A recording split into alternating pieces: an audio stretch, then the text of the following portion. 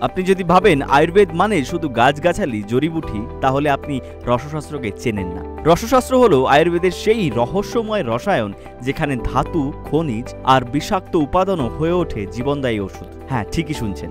এই শাস্ত্রে পারদ, গন্ধক, অভ্র, তামা, সোনা, রূপা এমনকি বহু ধাতুকে বিশেষ পদ্ধতিতে বিশুদ্ধ করে ভস্যে রূপান্তরিত করা হয়। তারপর সেই ভস্য দিয়ে তৈরি হয় শক্তিশালী ওষুধ, যা খুবই কম মাত্রায় খাওয়ানো হয় কিন্তু কাজ করে দ্রুত ও গভীরভাবে। রসশাস্ত্র মানে শুধু রোগ নিরাময় নয়, শরীরের কোষের স্তরে কাজ করে। বলা হয় রসশাস্ত্রই সেই পথ যা মানুষকে দেয় দীর্ঘ জীবন, বল, বুদ্ধি আর যৌবনের স্থায়িত্ব।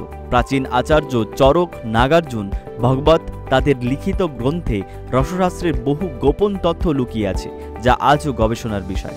রসশাস্ত্র আয়ুর্বেদের সেই বিজ্ঞান যা প্রকৃতি, ধাতু আর মনুষ্য জীবনের এক সূক্ষ্ম মিলন। এটি শুধু চিকিৎসা নয়, এক পরিশুদ্ধ সাধনা। তাই বলা যায় রসশাস্ত্র হলো আয়ুর্বেদের গোপন শক্তি, যা আধুনিক বিজ্ঞানের আগেই রসায়নের মর্ম বুঝে গিয়েছিল। ভিডিওটি ভালো লাগলে লাইক করুন, শেয়ার করুন, কমেন্ট করুন, সাবস্ক্রাইব করুন পুনর্জন আয়ুর্বেদা বাংলা।